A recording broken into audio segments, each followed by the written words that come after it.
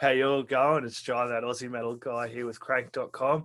And tonight I'm having a chat to singer, songwriter, guitarist Patrick Nehoda, who was also a solo artist before, but now he started the band Nehoda, which is an unreal sounding band, man. Thank you for joining me. Oh, well, thank you for the kind words and thanks for having me. Yeah, no, I'm proud as, man. And also, I want to say happy birthday. I think that's tomorrow for you, but here in Australia, it's today. So happy birthday from Australia, mate. Awesome. I love it. Thank you so much. You got much planned for your birthday?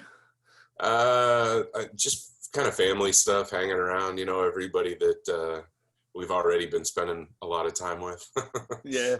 With Kind of get to that's our going age, on. you just kind of take it back a little bit and you spend time with family and enjoy those moments and days like that as well. Yeah, absolutely. It'll just be a nice day to just kind of hang out, relax. Yeah. So how did you originally get into guitar? Oh, man. I think, well, there was always an acoustic guitar around the house when I was growing up. It usually only had one string on it. My dad didn't play, but it was there. My grandpa did, my uncle did.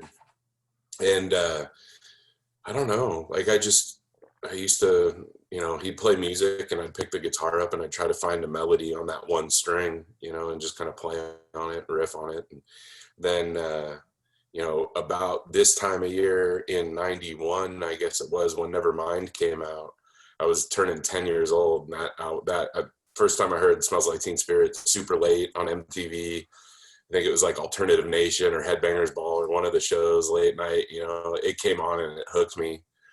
And I just loved it. There was something about it that just really did it for me. And then, I wanted to start playing, but I didn't take lessons. And how it usually goes, it's like, you want to play, here's an acoustic. And then they give you an acoustic where the strings are like that high off the fretboard. And it's like, hurts to play and really makes it tough and makes it hard to learn. And I don't know. Then, I just still I just worked at it as I could. But it was definitely that era. I've always loved guitar in music, any style of music, but it was definitely that like early 90s, Smashing Pumpkins, Nirvana, Grunge era. Soundgarden, the Red Hot Chili Peppers, like all that stuff. It just Pearl Jams and Pearl Jam. And then, of course, like Hendrix and Cream and all that stuff, Clapton, it was like just the sounds that people were getting out of them. It was just cool. yeah, as you mentioned, Hendrix and Clapton, the cream of the crop of singer, songwriter, guitarist. If you're going to mention any, that's for sure. Yeah, absolutely. Yeah, I mean, they're just otherworldly, right? Yeah, and did you grow up? What area did you grow up in? Was it Nashville or that kind of area? Did you grow up in? No, actually, I grew up in Northern California. I grew up in Santa Rosa for the first like 11 years of my life, which is like about an hour north of San Francisco. And then my family moved to Sacramento when I was like 12, I think. And then we lived there for a while and did a bunch of stuff there. And then, grew up and then ended up in Seattle for a while before moving out here to Nashville. And what's it? And so how did you originally get into becoming a solo artist? Was this something you'd had on the cards for a while, a heap of songs built up, or how did that progress into the Patrick Nehoda solo artist? Well, so when I was playing a lot, I was working at a guitar shop pretty much like right out of high school. And, growing up in Sacramento I shouldn't say growing up, but at that age, being around like 19, 20 years old, living in Sacramento, working at a guitar shop, started playing in a band with some friends that I worked with.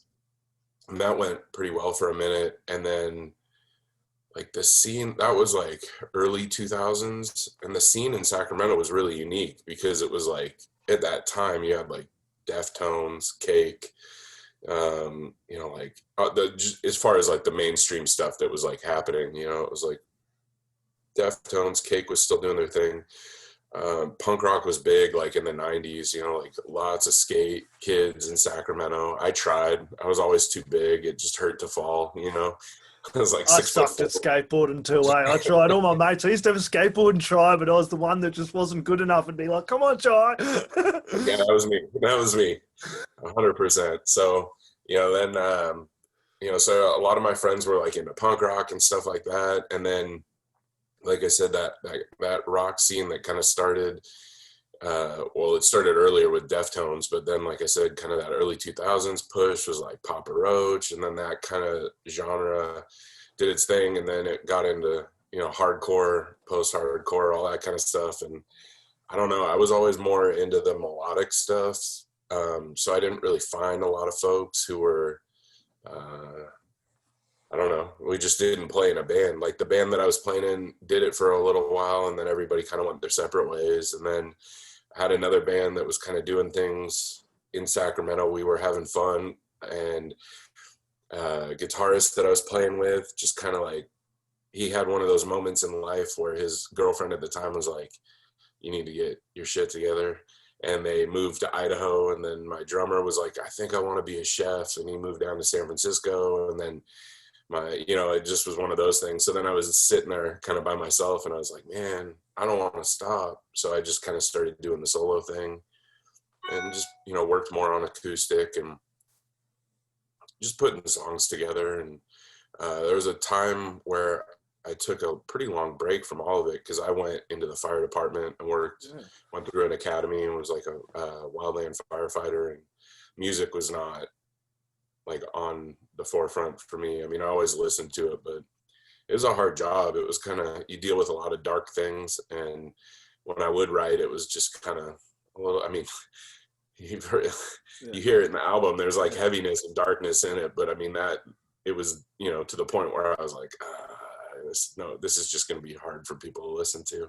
So I kind of put it down and put it away and walked away for a while. But the songwriter thing was always there. It made me think of when you asked about, what got me into guitar. I think honestly, what really got me into guitar was being able to accompany myself. Like I've always sung. I've always been a singer. Like even as a kid, I sing every song that came on the radio and every album. It was like I'd have my headphones on, and my parents would have to listen to me in the car singing with no background music. So guitar for me at the time was kind of like, let's just, figure out a way that I can accompany myself and do something with it. Yeah. And that would have been a cathartic experience as well, putting your work into music as well and bringing that out for people. And like you said, some of it was dark, some was light, and it come from this place that was an emotional time in your life. Would have been a really great cathartic experience as well to do that. Yeah. Well, the good thing is that I've tapped into a lot of that stuff. Yeah. Now, but it's just different, Yeah. When you're doing that kind of lifestyle, you kind of get into that like alpha male mentality where it's like, got to work out, got to eat right, go home, sleep, go to work, do your thing. Like the focus is the job every single day, as it should be. And I much love and respect everybody doing it, but it just put me in a different headspace where the stuff that I was creating just wasn't, it almost felt more like a therapeutic thing than it did like art. Yeah. So, the good thing is that there's so much that happened that I'm able to kind of tap back into, whether it's like remembering something that happened, a situation or a feeling or a person or a story. Yeah, well, we could talk about that as well, because in the latest album, But Anyways, which comes out in a couple of days on the 2nd of October, which is an amazing, amazing album. But anyways, I thoroughly recommend this album. It would have been good for you to come back and rehash songs like Devil's Bitch and Shakey Pop and, I don't know, those tracks, and really breathe a fresh breath of life into them. And they really do. I sat there with Devil's Bitch, and I played the one off your solo, and then this one, and you've definitely brought a new life into it, and it's almost like an entirely new song. It's unreal. That would have been good to come back into those tracks and bring those couple of tracks that really held their own on that solo and bring them onto this But Anyways album. Thank you. Yeah, I appreciate that. All those kind words. And I'm glad that it came across that way, because that's why we chose to kind of go with it again. Was we've been playing them together as a band for the last year, and they've really become something else. Like some of them, there's a vibe, to like, I don't know, that's similar. That one's not as much of a departure, I don't think, is like the way we do Devil's Bitch. But I think we as a band, like when I recorded that solo album, I had a couple of friends in the studio to help me play in drums and bass, and they did an awesome job. Like I'm really proud of that album, and I really like it. Ryan Leva, the producer and engineer, did an excellent job. I mean, we recorded that album in like 3 days as well, and just brought everybody in, and it was like, had a couple of rehearsals, and I think we got it, and we just ran through them and did them, you know. And when it was all said and done, I'm really proud of it. But anyways, is, you know, a year's worth of gigging with a band that we rehearse with, we play with, we party with, we hang out with, you know, we spend important dates with and tour with and stuff. So it became something else, and we really felt like, you know, those songs were such a strong part of our set that it just, you know, it felt like a mistake to be like, well, we shouldn't put those on the album because I put that out on a solo album years ago. Yeah. You know, I was like, yeah, but that's what we're doing, and people want to hear it, so why not give it to them? So I'm glad that it did the job that we hoped it would. It does, and people will really enjoy these new renditions and you bringing them forward onto this album. And you're talking about having, you know, you've got drummer now Jeremy Gill and bassist Grayson Papa on board. It must be good too, like going from a solo artist to have a committed band as well. There's only, you know, it's great being a solo artist, but there's only so many ideas from yourself that you can put in. When you've got a couple of other creative guys in a band committing and all putting in ideas, you're able to, you know, help lift and grow and evolve the band as well. Yeah, absolutely. I mean, I'm one of those songwriters where if I sit down with an acoustic guitar and I start working on a song, it almost always sounds like the last song I wrote, because it's like the rhythm that I fall into, the vibe I fall into, kind of, it, you know, it's not that I rewrite the same song, but it just has that, without drums and without a bass player to say, oh, okay, cool, yeah, let's pick up the tempo, or let's try this, or what do you think about this key, you know, those sort of things. It's like, that's what makes a band, I think. And that's what makes, like, you know, that's what really lifts the songs up. And I'm really grateful for those guys and what they've brought to my life as music goes, you know. Yeah, so what was that process like, having a committed band and then making this But Anyways album and going into that as a committed group together, pushing forward with an album instead of back with your first solo album there? Well, it was great. I mean, like I said, we did, I think we played close to 60 shows in about a year, you know, and most of them were all pretty local in the Nashville area. We did a short run over in England and Ireland and had a blast doing that. Yeah. So we played the songs a lot, you know, like a handful of the songs I brought to them right away. And I said, here's how they are. And like, we played them, and right away it was just kind of like, yeah, that's great, that's cool. And a couple of them felt a little different, you know, like the rhythm on Devil's Bitch is different, you know, like the vibe that's pushed forward by the drums is totally different between the two songs, even though it still has a similar like darkness and vibe to it, right? So that was where like Jeremy's personality really came into play, because what he brought to it, you know, at first he listened to it and he's like, I don't get this, man. It wasn't, I mean, and it's not that he couldn't, he's just like, this doesn't feel the way I want to play it. And I was like, yeah, okay, you know, well, let's figure it out. And it just slowly, show after show after show, just kind of grew into something and got, you know, we got our sea legs basically, you know. And then before we knew it, it was like, oh, wow, all right, yeah, that's it. That's totally the pocket. That's the song, you know. And that's great. That must be really great and encouraging as well, that he's gone and made this his own and brought something more to it as well. And you're going, wow, yeah, I didn't think of it that way, but now I see it. It's, yeah. Mm-hmm. Yeah, it was a lot of fun. And Grayson actually is like a lifelong guitar player. He's only been playing bass for a couple of years. So it was kind of fun because, like, you know, one of my favorite bass players actually is Carlos D from the Interpol.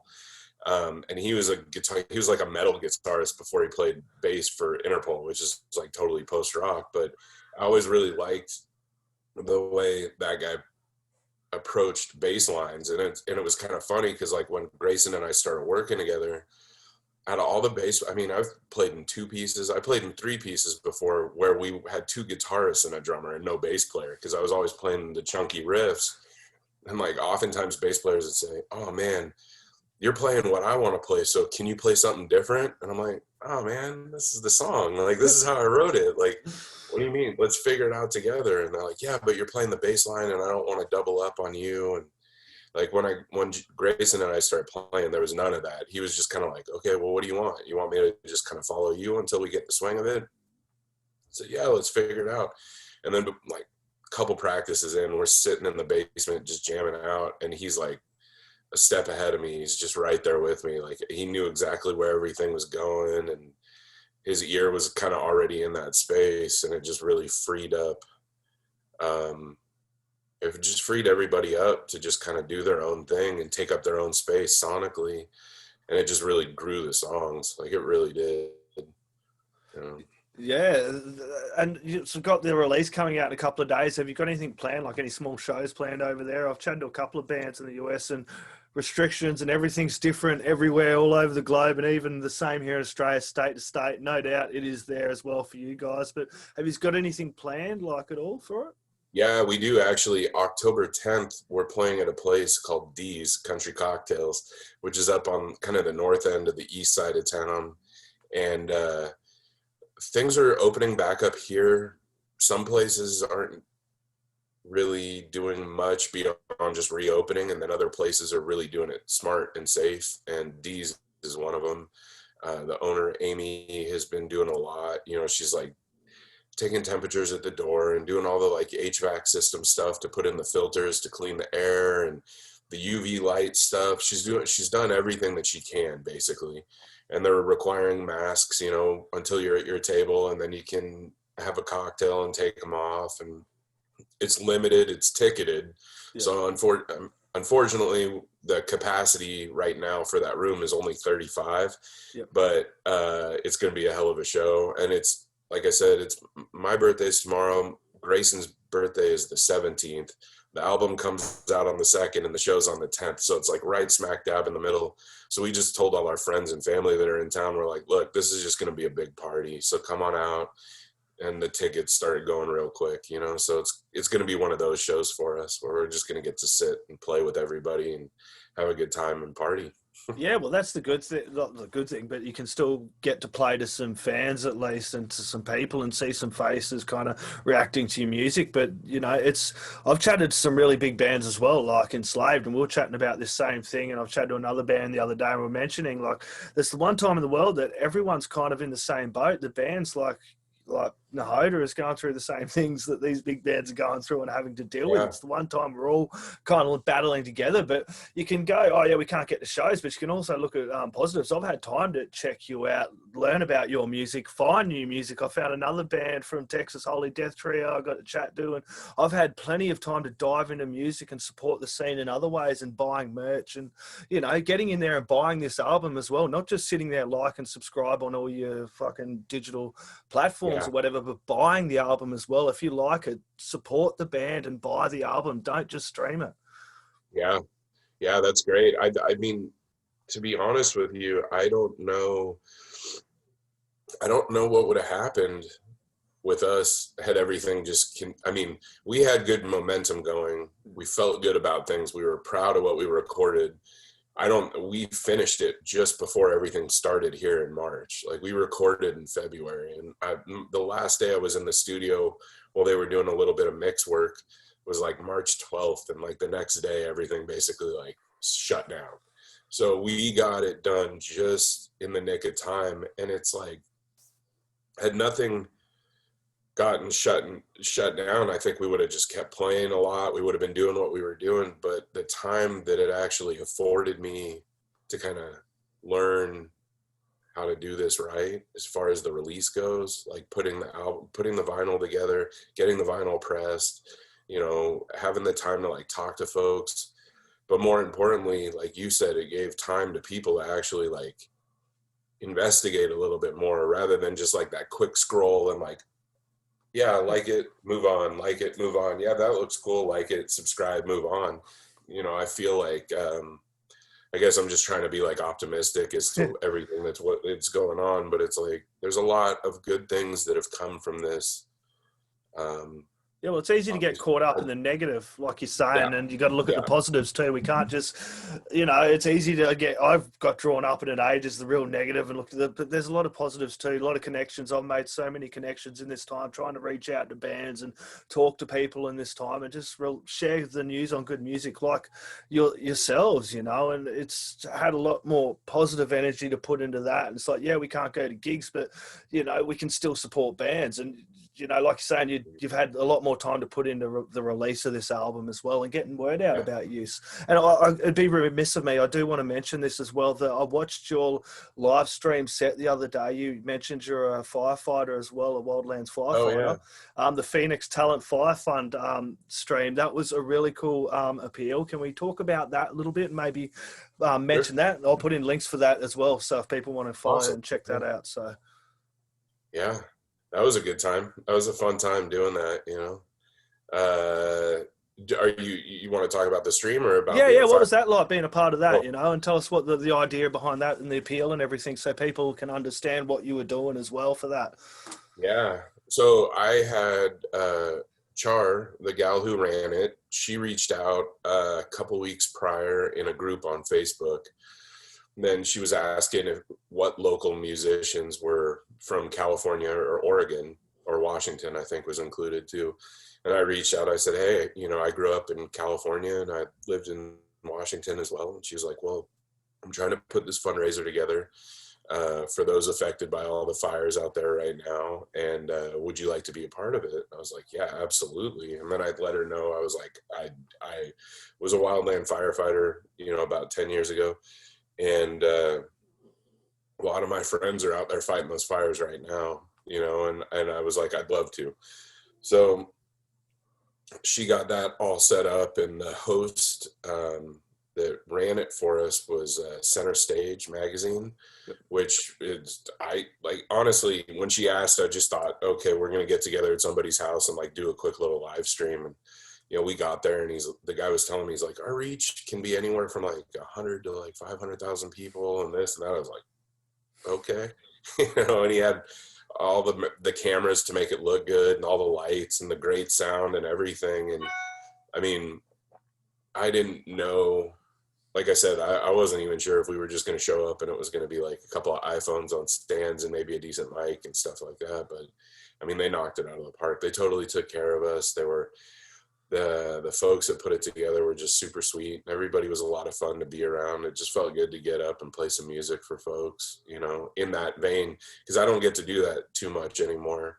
And it would have been especially personal experience, as you're saying. You got friends that'd be fighting that, and it would have been, when you'd heard about that, it would have been like, man, I really have to get on and do something as well, do my bit as well. So it would have been especially touching performance for you to get up and go, hey, and moving. Yeah. Well, I mean, it was one of those things that was kind of interesting because I didn't know what I was getting into when I was like, yeah, I'm from California. But like you said, as soon as she mentioned what it was for, it was like, yeah, absolutely, 100%. I want to get up there and do what I can to provide a little entertainment, hopefully get some donations to go to a good cause. And there's some great artists on there as well, not only yourself, which was really good to see, because I love that stripped back guitar, singer, songwriter. Look, I'm a mad metalhead, but I love this kind of music, your kind of music. Like I was saying the other day, music, funk, blues, whatever, if it's good, I will play it. You know what I mean? Absolutely. I love it. That's great. They were fun. The people that were playing that night it was just a really good time. Yeah, I'll put in the links for all of that. So if people want to, jump in, there's links for them. I'll find them and I'll put them. So if people want to donate or, even go over and watch this stream as well, I encourage you to do it. And, if you can donate and put a couple of dollars in, donate. What was recording and production like for Bud anyways? Getting in there and doing that?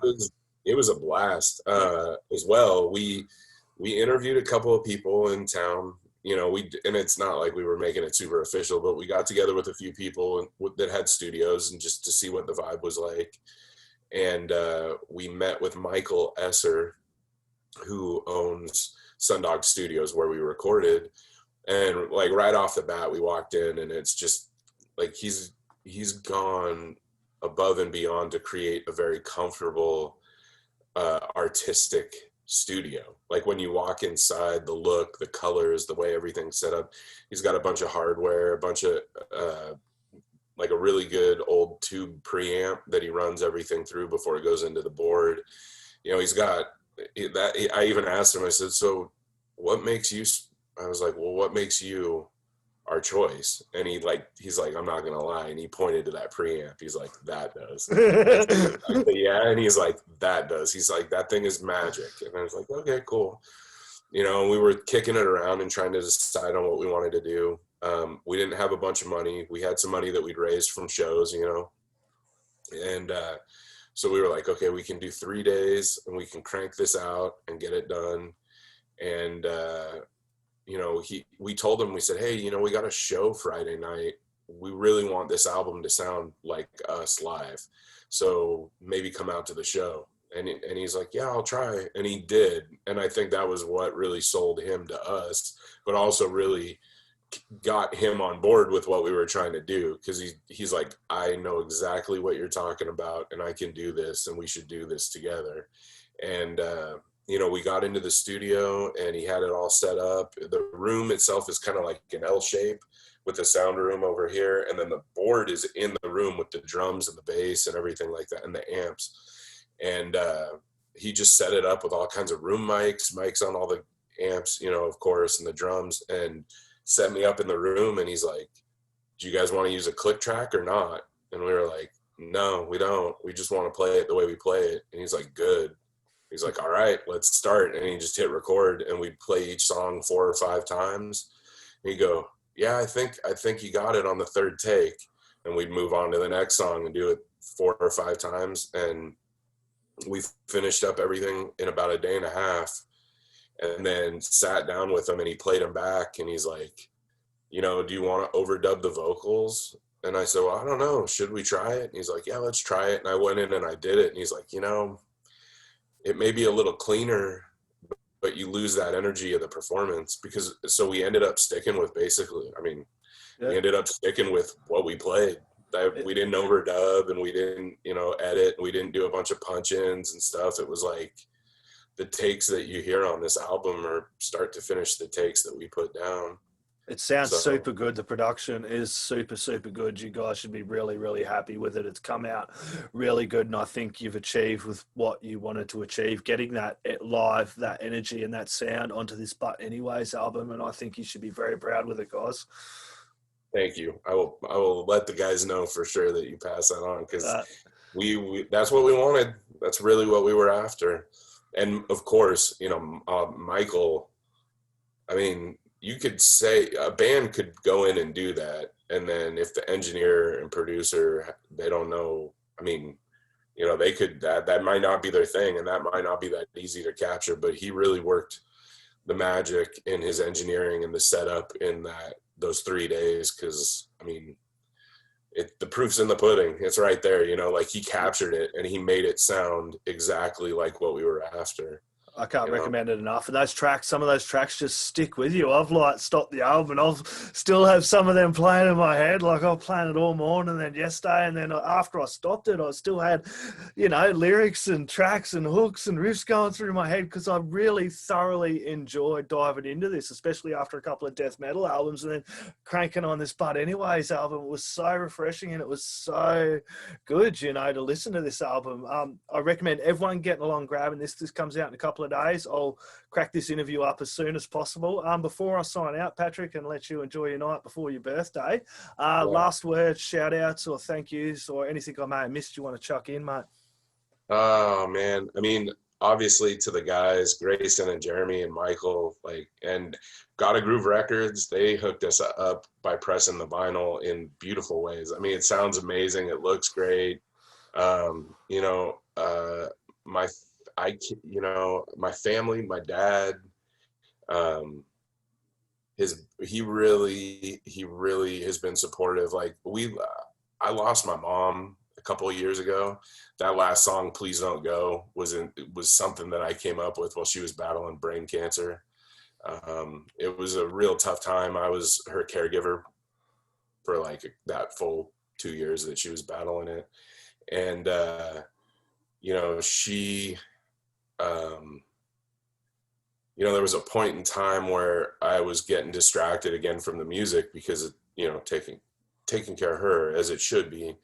And one of the last things she told me was not to stop. She's like, don't let anybody get in the way of this. You got to keep playing.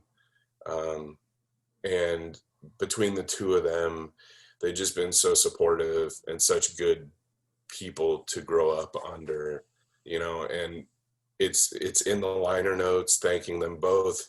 But the guys in the band too, they always say it. They're like, it's like, Pops has been there. My dad, Ken, has been like the rock behind all of this. And it's like, we did the majority of this came from, what we did, selling shirts, selling merch, selling tickets at the door and stuff like that. But just to kind of have that support of somebody, behind all of us who isn't like a label or industry person or anything like that, but just somebody to kind of be there. And, those moments where it's like, man, we got to do this, but we're short a couple $100. And it's like, just do it, get it done. We'll take care of it. And just having somebody like that in our corner as a band has been really helpful. And, I can't thank him enough. So he'd be the one that gets the major shout out from the entire band, Yeah. as well as the wives and fiancés and everything as well. Everybody's just, we put a lot into this. A lot of people have been patient with us through this whole process, and we're really grateful for it. Yeah, so my heart goes out to you, bro. I know that was hard to talk about your mum, man, and she'd be very, very proud of you, as I know Dad is very proud watching you, dude. So, all the best to Mum, and again, she'll be very proud of you, man. This is an amazing album, and that track is a beautiful track as well. So, I recommend everyone getting along, grabbing butt anyways. Patrick, Thank you very much, mate. Happy birthday. You have an awesome day with your family. Thank you very much. Thank you. Hopefully soon we'll be able to get over there and play some music. That would be great. I'll show you around Australia if you do. Yeah, that sounds awesome, man. We got to do the loop. So thanks, man. I appreciate it. Thank you very much.